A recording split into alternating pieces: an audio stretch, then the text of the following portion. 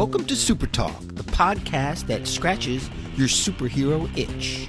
Just two suburban dads nerding out over superhero stuff on the small screen and the big. Buckle up, people. Enjoy the ride.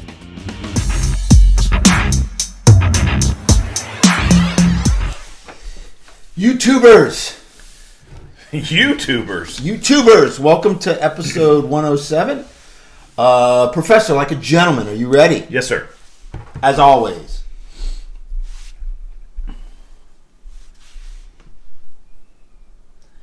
In 3.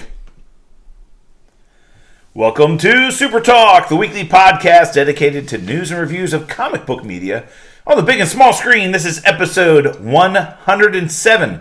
I'm your host, Brian Professor Pettis, and with me, as always, my illustrious co-host, Titanium, the Titanium One, Tony Estrella Titanium. Hey, Professor, good to be back. We got a few things to talk about. I'm pumped. Yeah, I'm pumped too. Not necessarily because of our review, but I'm pumped about what's going on in the industry right now, and we're going to get into that. We're going to review Shazam. We're going to talk about some news. I'm pumped for several reasons. Look, we got a lot of cool stuff to talk about today. We finally got another review in our pocket, so there's actually new content we can review, whether you liked it or not. We're reviewing some new content, and again, there's some really compelling stuff going on in the industry that I think deserves Super Talk weighing in on it. Absolutely. I mean, there's no question. Absolutely. I thought you were pumped because you're doing really good in your March Madness bracket. Oh, God, no. Yeah. Is anybody doing good in March Madness? I don't think anybody's doing good in March Madness. I mean... Big upsets. You know what, though? That's why we watch. Yeah. That is why we watch. Because any given Sunday, any given day in March Madness, 16 seed can beat a 1 seed. Yeah. And I love that. That's what I love about the tournament. That's what I love about college basketball. As much as absolutely, our brackets may be completely disintegrated, who cares? Yeah. You've got underdogs now to root for the rest of the tournament. It's fantastic. Yeah, it's fun. All right. Well, let's get into it. We want to thank those real heroes, the Patreons. They're the listeners that bring the show to you. They sponsor us directly.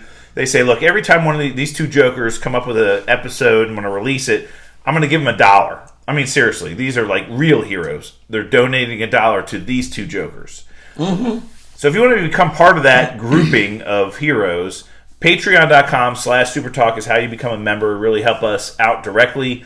The patrons we have been and will continue to be our biggest heroes. So thank you very much for our patrons out there. Appreciate it. Let's jump right into it. Review section. I'm glad, as I mentioned, it's been several weeks since we've had a review section. Ever since Ant-Man and the Wasp: Quantumania. Spoiler alert. Right? We'll do that. Spoiler alert. We are going to review Shazam, Fury of the Gods. Titanium saw it yesterday. I was able to go see a matinee today. I think that's the first time in a long time we haven't seen it together. Well, as a matter of fact, the theater called me when you went yesterday and said, I see Titanium Estrella is here. Yeah. Where are you? And I was like, well, I've got other stuff going on with my daughter's home. I can't make it. And they're like, well, we're shocked. So, yes, you're right. It's been a big surprise. We haven't seen this together. But I'm really happy to review this movie for several reasons, and we'll get into it. Again, as Titanium mentioned, Hawkman's down. Hawkman. But spoiler warning, if you have not seen the film and you want to see the film before you hear what we have to say about it, we will be talking about plot elements, things that happen in the movie. We will have spoilers, so be careful. We want you to hear this, and if you have to wait till you see the movie to hear it, fine, come back and listen to it later. But we'll give you our full review today, and we won't hold any punches and pull any punches or hold anything back. Yeah, right? that is correct. All right. Full review. I think you and I talked about this last week, Titanium. I think we can agree that our expectations going into this movie were pretty low. We were not... This was not going to be a world breaker. This was not going to be, oh my God, the best comic book movie we've seen in 10 years. We were just hoping that we were going to be entertained and that it would be fun and a little bit of, comic relief or whatever. Right. We're like, hey, comic book characters on the big screen, that's what we want to see. Yeah, and it did that. Right. I think it did a really good job of that. I thought it was very entertaining. I think it was a little corny. For sure. Cornier than the first one. And that's saying a lot. But I did like the movie. And I was pleasantly surprised at how emotional it made me feel. Right. Some of the scenes Agreed. were very emotional. Agreed. Kind of pulled on the old heartstrings there. Agreed. Tugging at Titanium's heartstrings. And I liked that. That was a very pleasant surprise. I did not like how corny it was, especially at certain points where they really outdid themselves to being pretty cheesy. They ratchet up the corniness at some point. Yeah, and again, I still have a problem with Zachary Levi being absolutely more immature than the kid. I tell you nail. I'm going to give you some major props here, Titanium. You nailed that very early on. I think Zachary Levi is a very good Shazam. My personal opinion. I think he played the part very well. Yeah. And the way that character's been portrayed in the comic books and in, we'll say, some of the animated features that DC has done in the past, very similar to the way Zachary Levi is going about it. I agree. Where it's like, hey, I'm in an adult body with all these superpowers, but I'm still a teenage kid. Yeah. This should be kind of cool. The biggest mistake that I think DC made was casting the actor they cast in the role of Billy Batson. Yeah. Because he's not corny. Yeah. He's not funny. He's not wacky. And then when Shazam does it, you're like, wait a minute, it's not the same personality. Yeah. The kid that plays Freddie Freeman, who is corny and wacky and out there, if that kid was the kid that was Billy Batson, who turned into Shazam, you would see it. You would, it's the same kid. Same kid. Wacky kid, same wacky person now. And I don't think the Billy Batson actor... Great actor, great casting. I like the kid. But he's not as So corny. why would you all of a sudden have these superpowers and become this corny, crazy, kind of funny kid? Overacting a little bit. He outacted the kid trying to be the kid. You nailed it. Yeah. They just don't have the same personality. Again, the Freddie Freeman kid and Shazam have the same personality. That would have been a good marriage there. For some reason, they picked the other kid to play the right character, right? So those two things, first of all. One, I really liked the fact that they pulled on the heartstring. Two, I did not like the corniness of it and how they kind of flopped. Three, I thought the villains were weak. I didn't see them. I said this from the very beginning, especially in the trailer. I felt like they were going to be... they really weren't going to do it for me as far as villains were concerned, and I kind of confirmed that when I watched the movie. They were just kind of, it didn't make sense to me. Helen Mirren wasn't very threatening or promising at all. Lucy menacing? Liu, she wasn't. She wasn't very threatening. I don't think she was villainish enough. Lucy Liu the same. There was moments when she was okay. But I thought the villains were extremely weak. Now, that being said, I thought the special effects were off the charts. I thought it was very good. So, you know what? What I'll say is similar thoughts to the Black Adam movie. Absolutely. Was that a little bit of character development and character portrayals not as good as we hoped for? Script maybe lacking a little bit and making us feel like this was a really dangerous situation. Yeah. But special effects, pretty much off the charts. Dragon was kick ass. Yeah. And there's all the monsters. All the monsters. There's a lot of speculation. Those monsters were dumb. They didn't need to be in the movie. I thought they were pretty cool. Now the unicorn thing. When I talked about cheesy, the Skittles and the unicorn thing, cheesy as shit. But as a family movie. And as trying to appeal to a younger audience, I get it. I understood that, Now, Black Adam, the kid and the mom and everything, that whole storyline didn't work for me at all. No. And it was worse. So here's a big question. Did you enjoy this more than you enjoyed Black Adam? I knew you were going to ask that, Professor. I fucking knew you were going to ask that. Yeah. And in my head, I had an answer. But when you just asked it, it went out the door. No, of course I have an answer.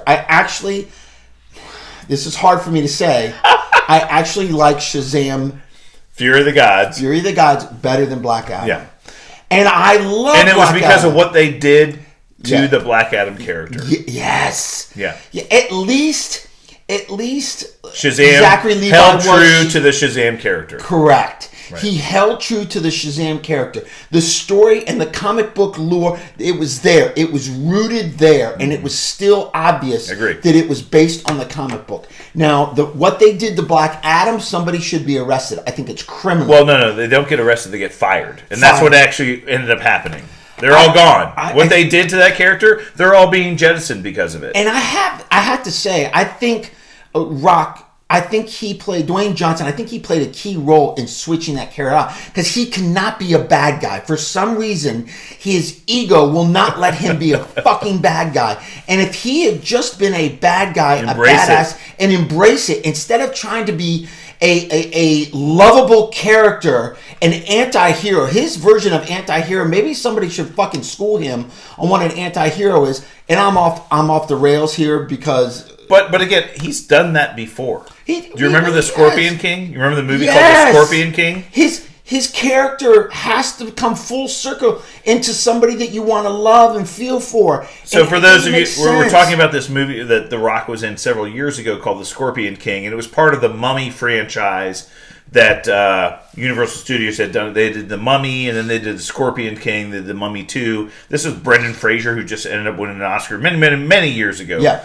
But The Rock, it was one of The Rock's, I think, earliest kind of motion pictures. Right. But he played this character, ancient Egyptian character called the Scorpion King, who was basically a tyrant. Conquered, worlds, right? And then they made him like this hero by the end of the movie, and I'm like, wait, wasn't he like the guy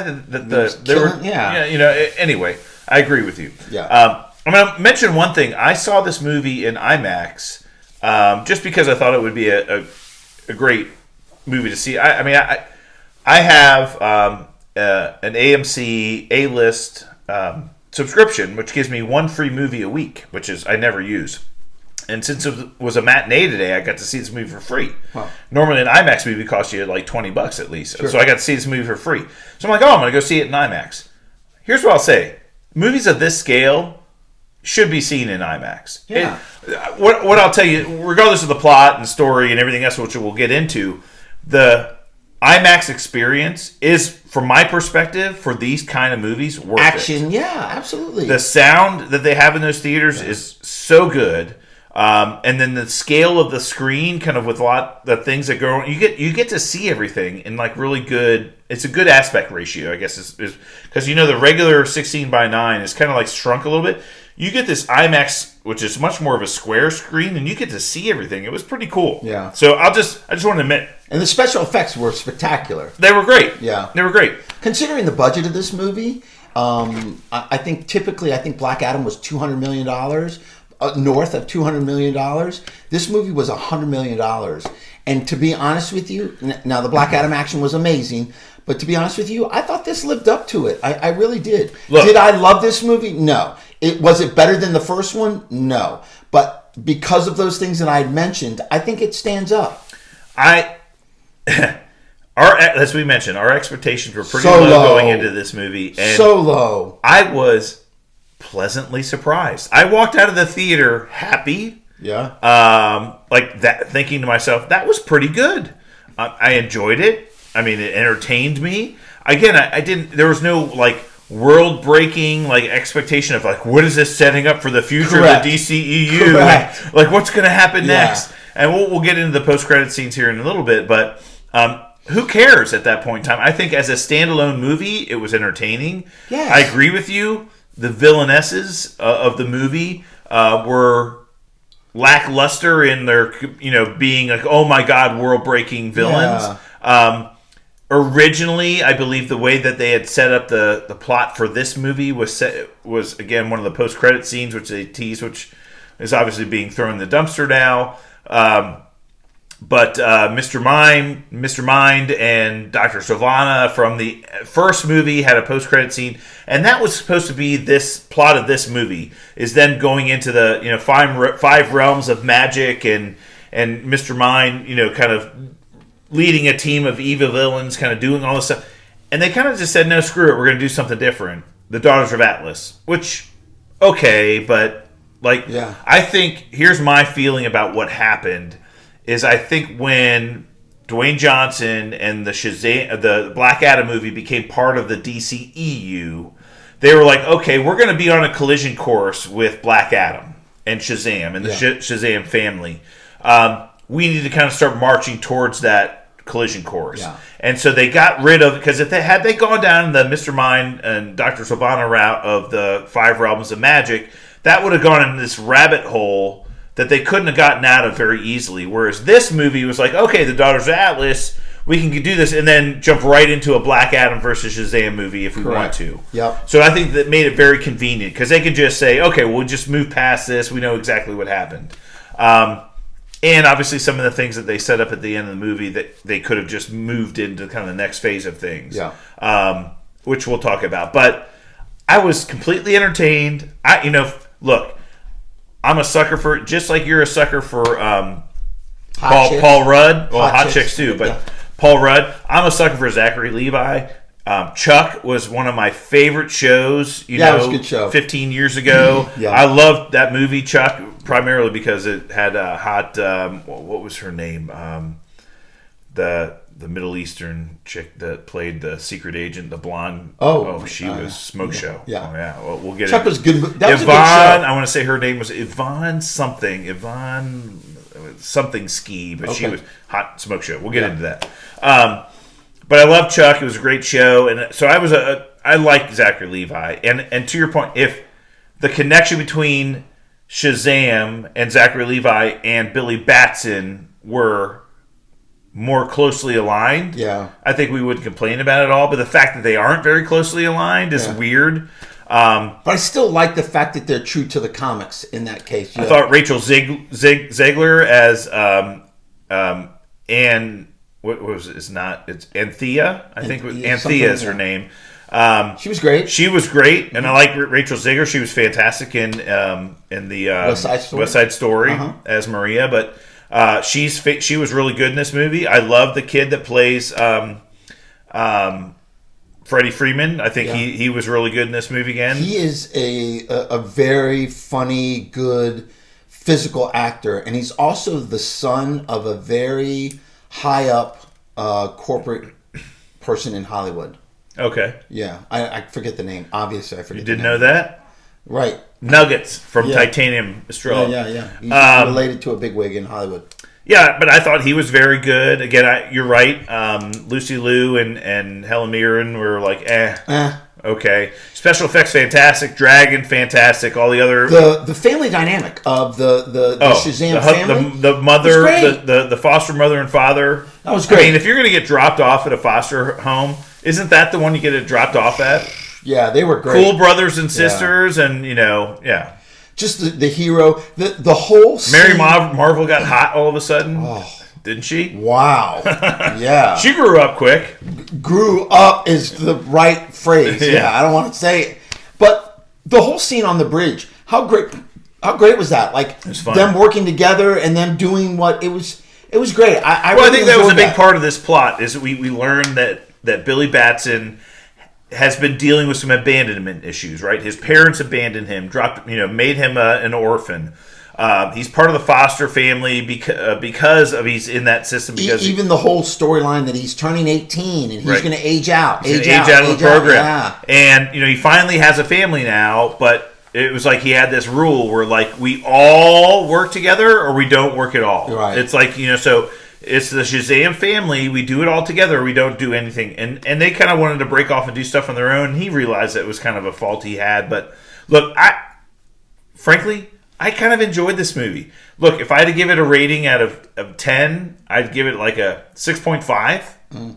It was it worth the money that I spent, which was 0? Of course it was. But would I have paid for a ticket and been happy about it? Yes. Yeah. Look, it's not gonna get crazy ratings on Rotten Tomatoes. It's not gonna be nominated for Oscars. It was entertaining. Yeah. It was the special effects were great. I think you and I need to get a little bit into what this means for the future of this character, for the future of Shazam and the DCU. Yeah, that end credit scene really threw me. We need to talk about 3 things, I think. We need to talk about the ending of the movie. Okay. the first end credit scene and then the post credit scene, which was like the final. Right. Ending of the movie, and here's where the big spoilers come in. Yeah. Billy / Shazam die. They sacrifice themselves to save the world from the World Tree and Calypso and all the other stuff that's happening. They basically sacrifice themselves and die. They get buried. He gets buried in this other kind of realm of the gods. Realm of the gods. That no longer has any power because all the gods are dead. Wonder Woman shows up. Yes, Gal Gadot shows up. And we've seen this in the trailer. She shows up, breathes life, a spark of life into the staff of the wizard again, which is able to suddenly revive Shazam and Billy. Well, it from the makes dead. the realm come to life, and it adds life to the tree of life itself. That has been, without a true God for a very long time to help spark that. And then he gets revived, yeah. How did they all get there? There's all kinds of plot holes. Because they're able to go anywhere through these little doors that they have but nobody had the power of Shazam, so they couldn't really use the doors anymore. So, yeah, there's lots of... How did they get there? That's a great question. Yeah. And even... Anthea didn't have her powers anymore, so she couldn't get him there, right? Yeah. It's like, how did they get... Come on, Tony, don't think about that stuff. But look, he lives, but we did get to see Gal Gadot as Wonder Woman in this movie. Underutilized or overutilized? Well, I think that she was always planned to be part of this movie. Uh-huh. And again, I think James Gunn and Peter Safran are sitting there right now thinking, what are we going to do? Because, look, we've been selling this for years, Titanium. The Flash movie is this wonderful reset button they have at their disposal. Yeah. And they can hit that reset button, fire everybody, and recast the entire universe. Yeah. Option number 1. Which I'm a big fan of, the complete reboot. Right. Option number 2 is... get rid of the pieces that never worked or we don't think will work going forward or that just aren't working right now. Replace them with new workable pieces, but keep the ones that we like and that we think will work. Okay, that's option number 2. Option number 3 is, well, we only have to replace the one piece or 2 pieces that don't fit. Everything else is going to stay the same. I think we're somewhere between 1 and 2. Yeah. Where I believe that they're struggling with, do they keep Gal Gadot or not? Because she is so fantastic in the role. She is beloved in the role. She, I think, has played the role with a lot of class and dignity and respect and really given it its true measure. She's given the role everything, even though the movie that she had in Wonder Woman 84 was lackluster because of plot and everything. She's done very well by the role. I think they're struggling with what to do with her. They didn't struggle very much with Henry Cavill. You nailed it the first time. I'm sorry. I didn't mean to correct you. Sorry. Yes, no, I think him and Ben Affleck were like no-brainers. They're just not going to be part of the future of this. I think they have to get rid of Gal Gadot. I really do. I think they have and I have no problem with that. Yeah. But somebody young. Because remember, these actors are getting older. And here's a question. Even Shazam... Billy Baxton turns 18 next month. Remember, they were talking about it. He turns 18. What do you do then? I mean, Billy Baxton's always been a 14-year-old kid, a 12-year-old kid, a younger kid. Now this kid's turning 18. The next movie, he's going to be, what, 21? Oh, and Zachary Levi in real life, he's in his, 40s, has gray hair. Graying hair and a graying beard and all that. Yeah. And they're basically dyeing it for movies now and stuff like that. It's like, do you have to want to deal with that going forward?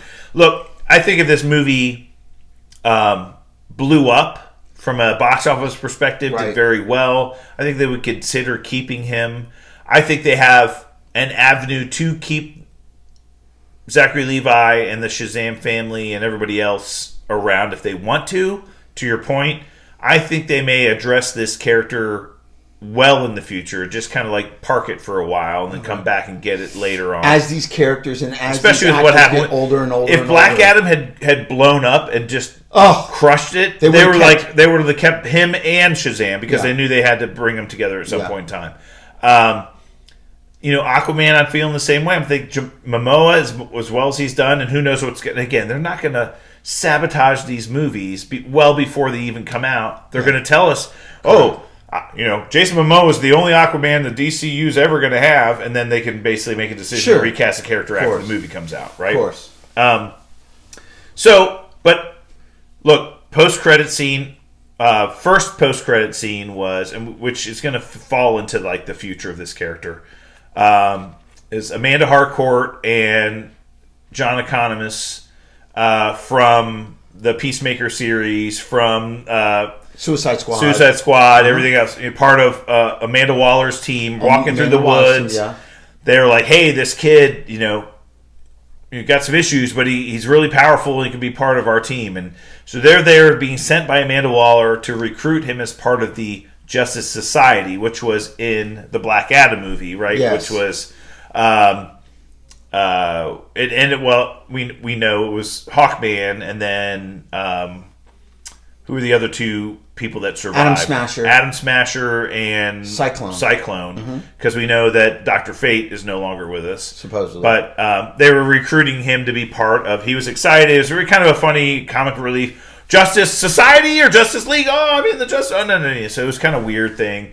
But that, they were trying to sell it to us as that he could be part of that team. So my theory is, that's either part of the Waller series that they're working on. The Justice Society will be part of that Waller series, right. Like Peacemaker, and maybe even the Waller series will be Peacemaker, 3. We know the characters we saw in that post-credit scene. John Economos, Harcourt, and Amanda Waller are all part of the future of the DCU. Yes. I mean, one of them is James Gunn's wife, so, she's not going anywhere.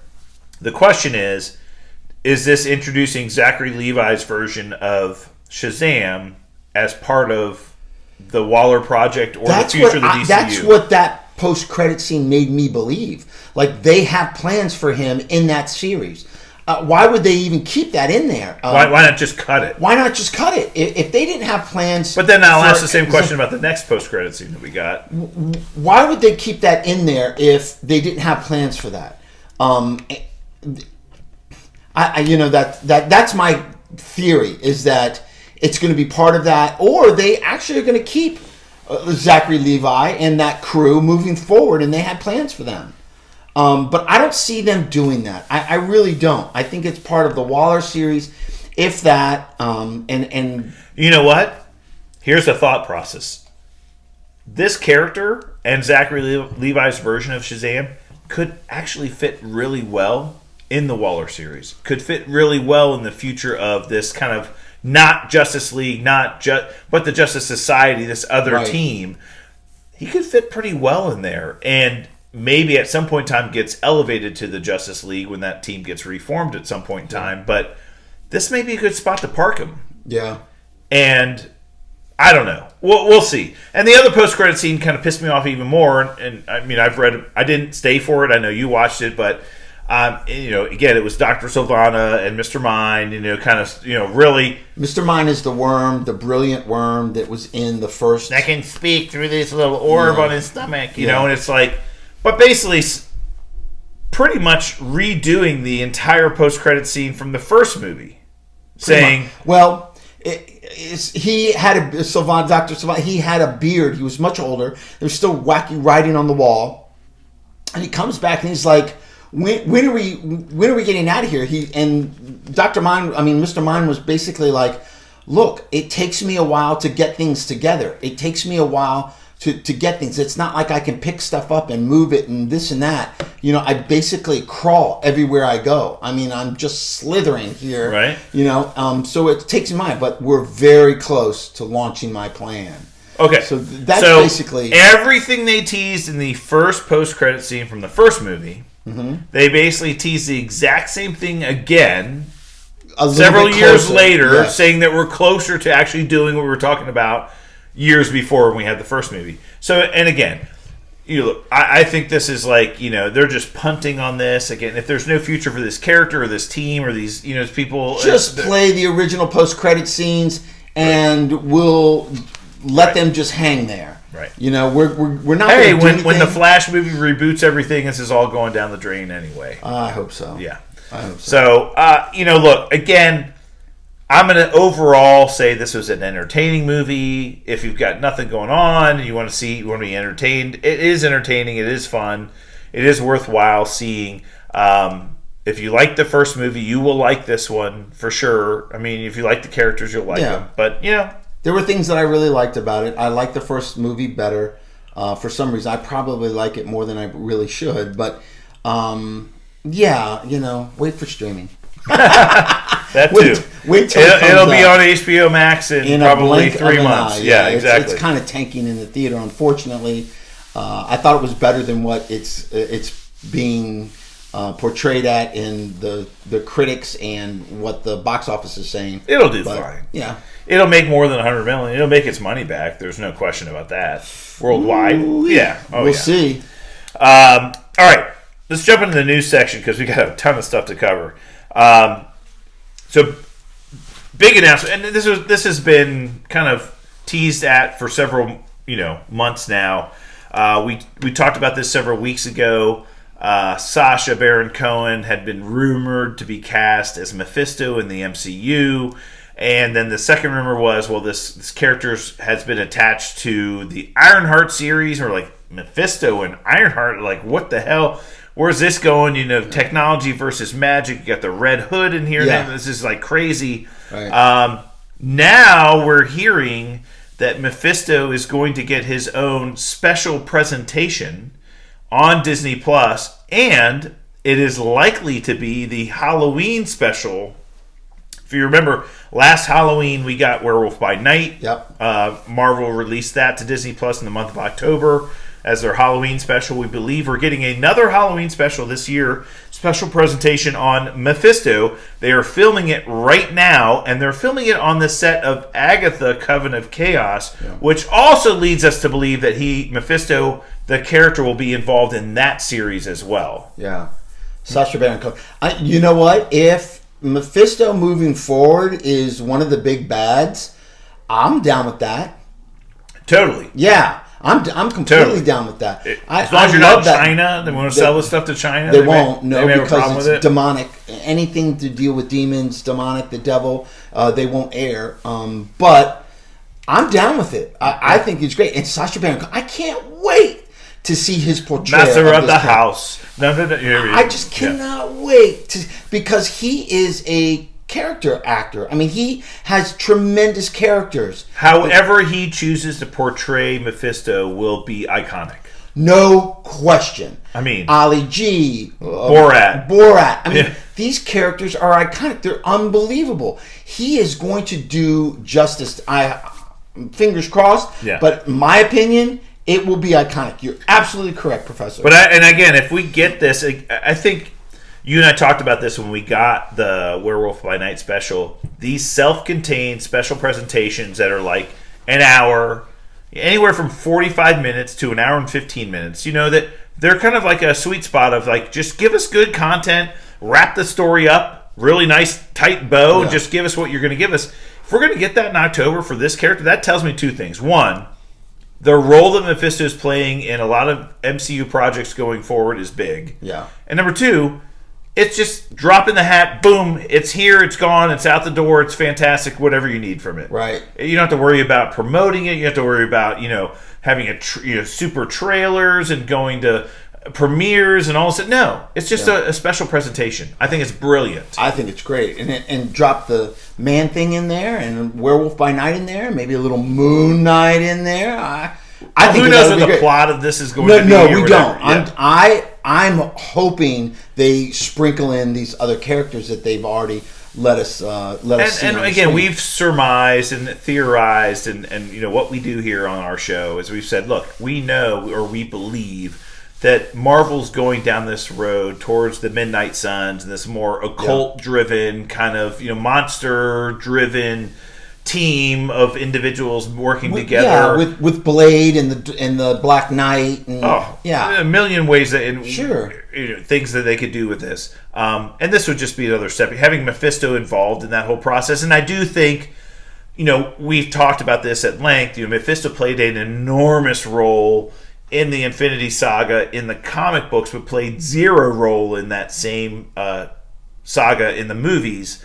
We thought that he would be playing a role in the WandaVision television series and did not. Disappointingly did not. But, there are a million different ways you could use Mephisto, especially if you're going to introduce characters like Ghost Rider and all kinds of other things that they just tie in so nicely. Yeah. Hopefully we're getting it. So exciting news. No official announcement for Marvel, but this has just been widely speculated, and we think it's happening. So keep an eye out for that. And again, it's only March. This is like something we're expecting in October, so we'll see. However, Matt Chapman, the writer and director of WandaVision, who has been tagged to now lead the future of the Fantastic Four in the MCU, just signed a massive new contract with Marvel, and is now being rumored to not only lead. We know that he's in charge of the Fantastic Four movie. He's been given the reins of that movie. But we believe he's also going to be in charge of the Vision Quest series that's going to be on Disney Plus, which, again, is going to star Vision, kind of we'll say a sequel to WandaVision. He's going to get his own series on Disney Plus. Matt Chapman is going to write and potentially direct that, or direct portions of that as well as a special presentation that they're planning for the Silver Surfer. We covered this a few weeks ago, Titanium, that there were rumors that they were going to be doing a Silver Surfer / Galactus special presentation on Disney Plus to introduce these characters to us before they may show up in the MCU somewhere. Yeah. And Matt Chapman may be leading the efforts of that as well. They must like what he's doing. They have to have seen some treatments, maybe a couple of outlines of his scripts. They must like that in order to sign him for a multi-project deal moving forward. They must like what he's doing. So I'm excited. Well, WandaVision was a home run. Yeah. Home run. Yeah. I mean, arguably the best, if not the second best series that Disney Plus has ever released. Agree. Between that and Loki, they're like 1 and 2 in everybody's books, right? So he deserves it. And, frankly, I think you and I feel very similar about this. I love John Watts, and what he's done with the Spider-Man trilogy that he was in charge of was fantastic. And when he was originally tagged to lead Fantastic Four, we're like, okay, great. We know what we're getting here. Yeah. But I'm kind of excited about them tagging these young and up-and-coming kind of hot commodities of directors like, Daniel Cretton and Matt Chapman. And I just think that, grabbing and Ryan Coogler, and I mean, just grab them while they're hot. And move them forward. I mean, it's just I think it's great. So, look, this has been rumored for a long time now that we were going to be getting a live-action Miles Morales project. Miles Morales, as everybody knows, is a version of Spider-Man. He is heavily featured in the Spider-Man Into the Spider-Verse movie, will be the prime character in the Across the Spider-Verse franchises is moving forward in the next 2 films that they're doing, which we'll see in June. But now they're saying that a Miles Morales live-action project is coming. Sony will be bringing this project to the big screen, and very likely that we will be hearing about this during Comic-Con after the Across the Spider-Verse movie premieres in early June. So a July announcement about a live-action Miles Morales project to follow along with the ones they're already doing that we know about. Kraven, Madam Web, right? Spider-Woman. That we know these things are coming down the road. Yeah. I think this is just more world building that Sony's doing. I mean, it's the success. Such a popular character. Yeah, such a popular character. And Into the Spider-Verse was such a huge animated hit. I think you need to pull him out for live action. They see the writing on the wall. It would be prudent to do that. I did hear that Across the Spider-Verse has little clips of live action. We'll have to wait and see. Yeah. It comes out June 2nd. Yeah. I think the original Into the Spider-Verse movie is one of my favorite Spider-Man movies of all time. Yeah, it's pretty good. I can't wait for this movie to come out. I'm really excited for it. It's probably one of the part 1 of 2, right? Right, 2-parter. So I'm looking forward to this movie. Fuck. Yeah, exactly. But we're excited about that. We'll see what happens. Look, any more world building can do around Spider-Man, I'm happy about. Yeah, right? Same.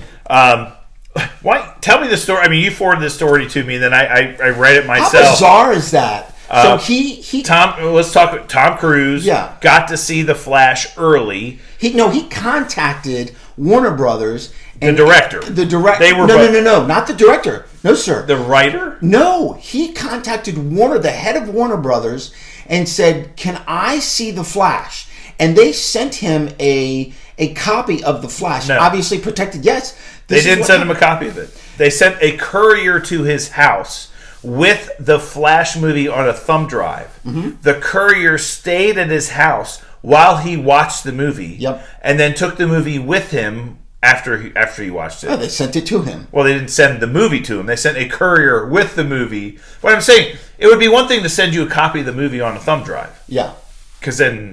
But they had somebody bring the movie to him, stayed at the house while he watched it, and then took that movie away with him. Of course. Yeah. I mean, they're not going to let this leak. I just wanted to add that in because it was like, oh, just send him a copy of it. No. No. It was like they protected it was highly this. secure. Right. Yeah. And apparently he was not allowed to let that thumb drive leave his, so he had to watch it with him. Right. Complete NDAs, are signed to all kinds of shit. But Tom Cruise was so impressed with the movie that he called the director. Like by himself, he called him straight away, right after he watched it. Yeah, right after he watched it, just to tell him, man, that was kick ass. He said what his quote was, I believe, was, "This movie was fantastic and is exactly what we need right now." Yeah, that's what he said. That's awesome. Well, I'm starting to get hyped for this movie. Look, the latest trailer was pretty awesome. Yes. James Gunn, self-promotingly, came out and said it's one of the best superhero movies he's ever seen in his life. Of course, Why wouldn't he? He's the head of the studio. But to hear this independent kind of opinion from Tom Cruise, skin in the game, who's just a movie, a moviephile. He just loves cinephile. He loves movies. He's got his own movie coming out, right? He's got Mission Impossible 49 coming out soon. Look, he has no skin in the game as in regards to this movie. But he said how much he liked it. Look, I'm excited for what this movie could be, and I'm excited for what this movie could bring to DC. I'm not excited for Ezra Miller. I'm sorry. I get it. No, we're down with you, Professor. There's nothing wrong with that.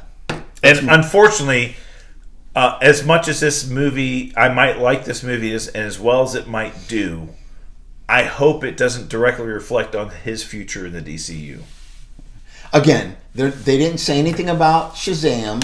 They haven't said anything about Jason Momoa as Aquaman. And again, they're not going to say anything about the Flash. I mean, that would be literally... Why would they? Yeah, exactly. Suicide. Yeah.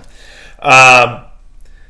Look, and we're staying on the DC theme here, obviously, with the show, but Ben Affleck came out and had... So, Titanium and I have talked about this a few weeks ago. There was a rumor that when James Gunn took over the DCU, that Ben Affleck was obviously no longer going to be involved in the role of Batman, that his time as Batman has passed, but that he had written a script and was planning on directing a Batman movie at some point in time, and they may be keeping him or bringing him along to direct some project inside the DCU. Well, I think James Gunn came out and said that. James Gunn came out and said. Yeah, he came out and said, I've talked to Ben. He's very interested in directing something, and we're in talks with that. Yeah.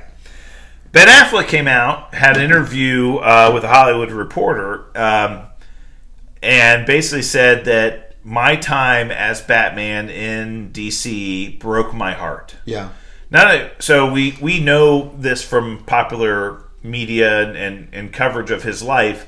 He went through a very difficult time. He got divorced, was going through some drug and alcohol problems at that time in his life. This was all during Batman v Superman and Justice League and all that. And it was just a terrible time personally for Ben Affleck. Yeah. But he said, it broke my heart. I was miserable. It was really dark, the way that he spoke about his time and what happened with the Justice League movie, where you had a visionary, somebody like Zack Snyder who had a vision for these characters and where they were going to go in the future, and this personal tragedy with his daughter passing away halfway through the project.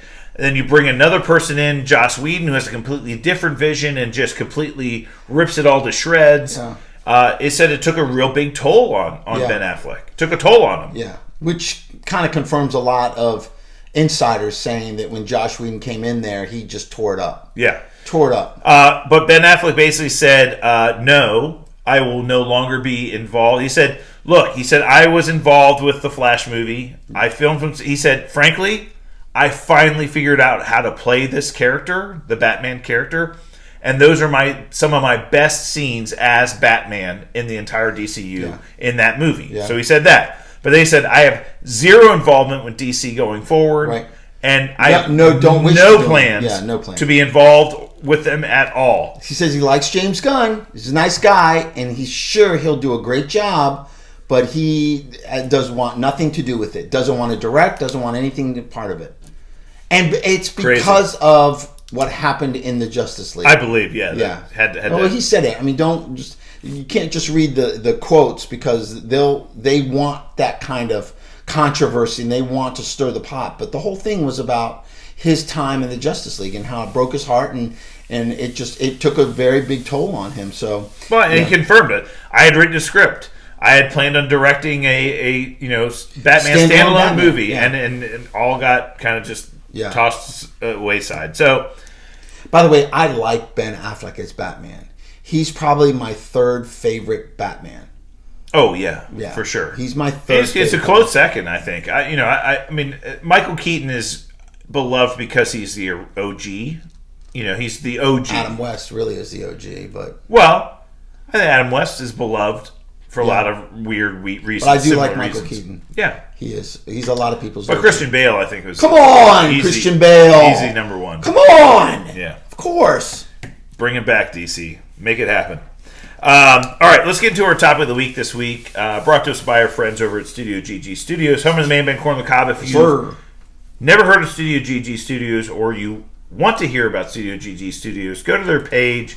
It's always in our show notes. We link it there. They're great supporters of ours and talented people, so please go visit them and check them out and support them. Thank you, Studio G.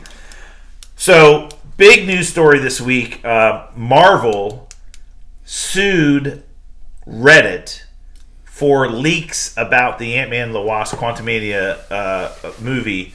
This is a huge story for many, many, many different reasons, and you and I wanted to pay this story some justice by making it our topic of the week and talking through this. Went to a federal court. Yeah. So let's talk about what happened. So there is a Reddit user group or news group on Reddit called subreddit called Marvel Leaks. It's a Marvel Studio Leaks. Marvel Studio Spoilers. Yeah. MSS subreddit. is the subreddit. Marvel Studio Spoilers subreddit on Reddit. Mm-hmm. Back in early January, a little more than a month away from the release of the Ant-Man and the Wasp Quantumania movie, the entire dialogue script was leaked to this subreddit. Mm-hmm. So, we'll call the script would have like details about the sets and the settings and what's happening, all kinds of other details. The dialogue is just the spoken dialogue between characters. Uh-huh. This was leaked to this subreddit. It was taken down very quickly, within 48 hours for sure, once it hit. Well, no. Once the lawsuit or once the injunction was stated, I think they took it down. But it was out there for a while. It was so the original post was quelled.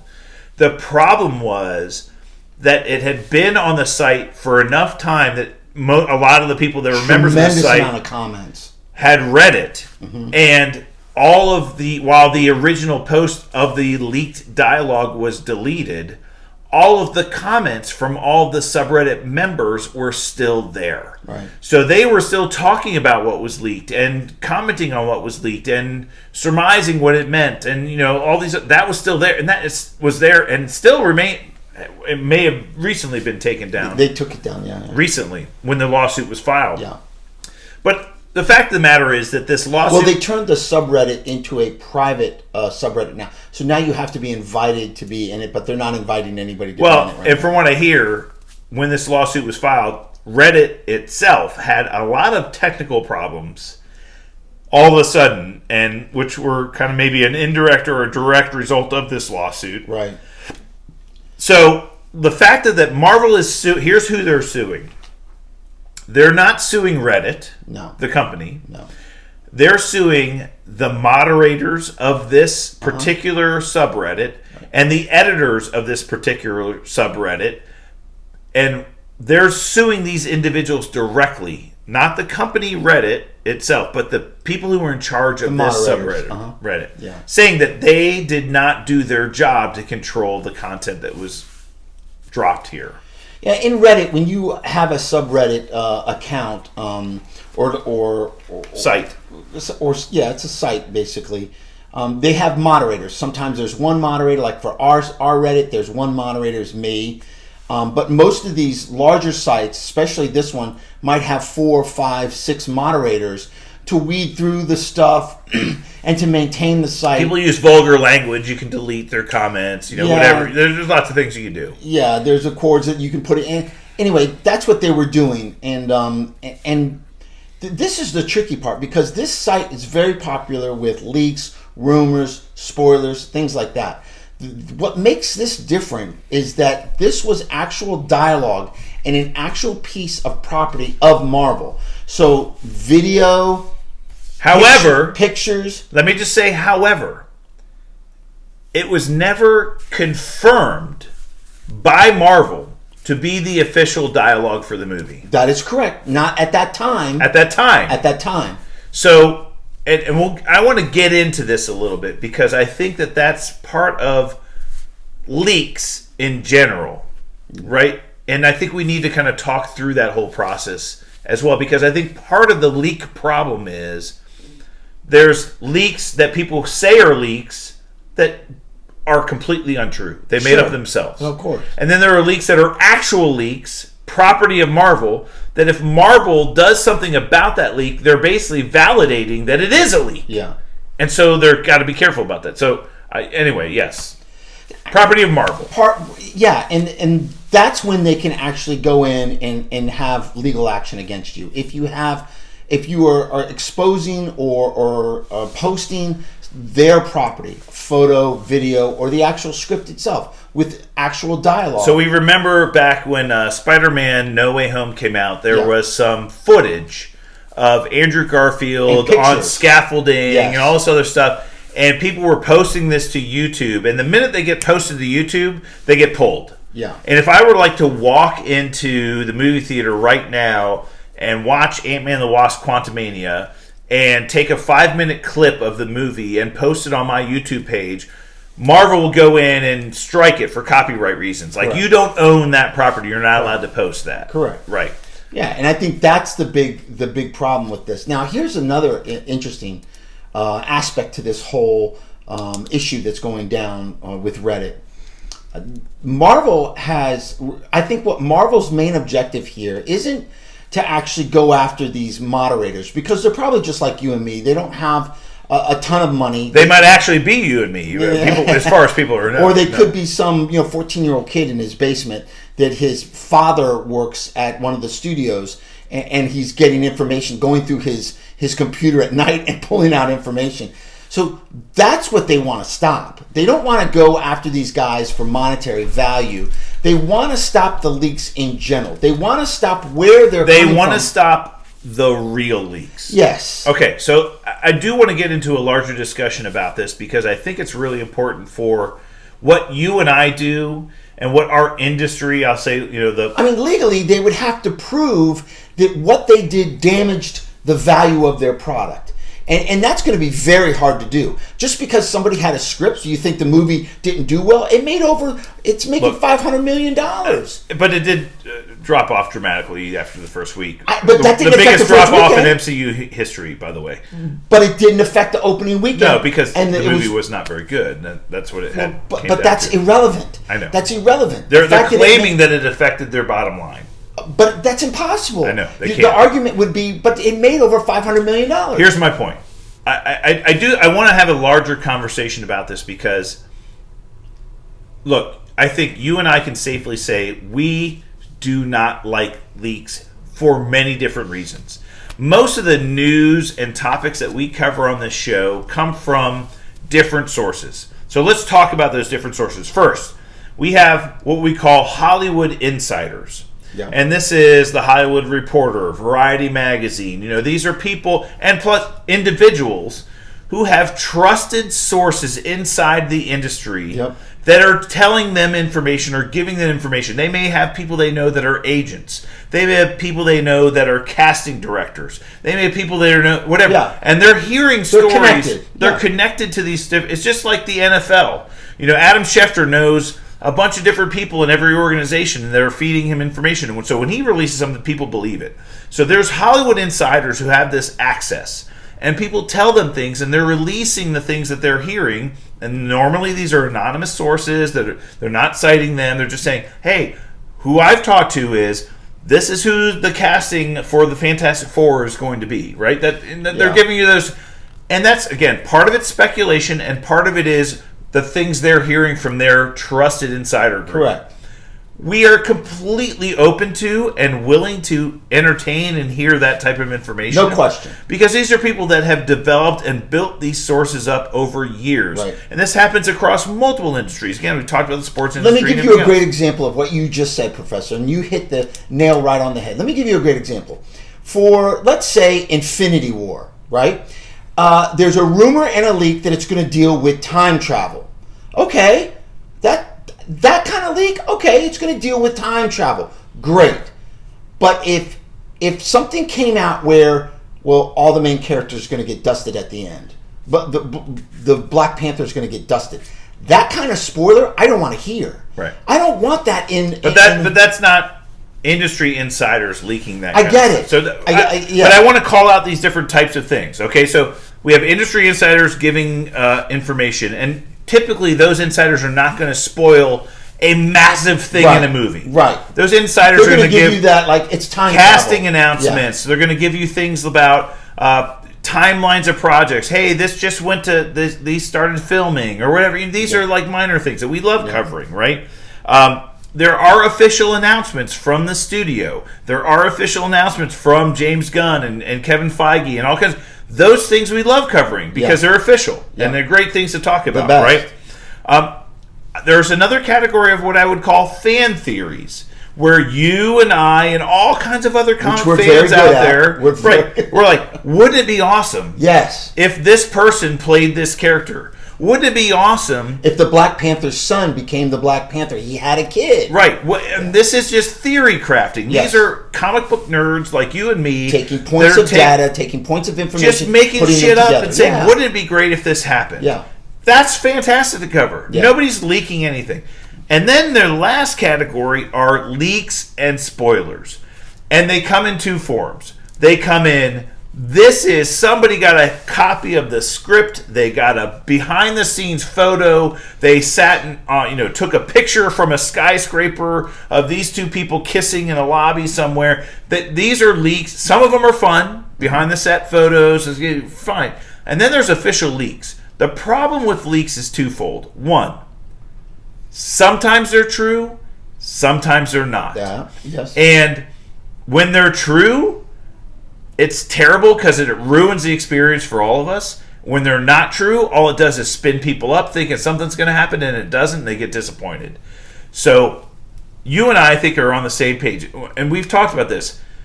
A couple weeks before a movie comes out, we go dark. Yes. Because what happens is, typically, say the movie's release date, let's just say Shazam! Fear of the Gods came out this past Friday. The premiere for this movie was 2 weeks ago. Yeah. So somebody maybe there's 150 people, 250, 300 people invited to the premiere of this movie. Right.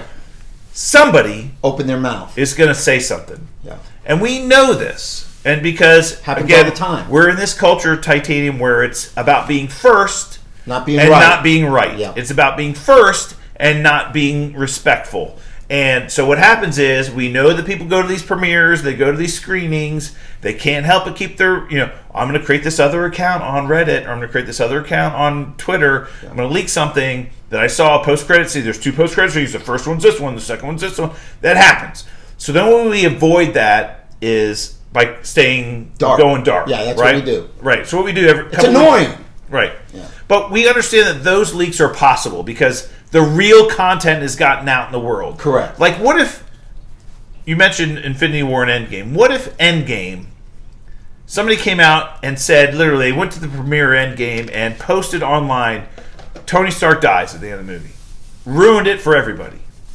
Again, same situation. I gave the example of Infinity War. Same thing. Endgame has to do with Thanos traveling back in time. Okay. All right. That's cool. And Tony Stark dies. Fuck you. Like, don't tell me Tony Stark dies. Like, that was... Ruined for it. me, when I was in that, I had no idea. We went dark. We had no idea. That was a deep moment for me because that's one of my favorite characters.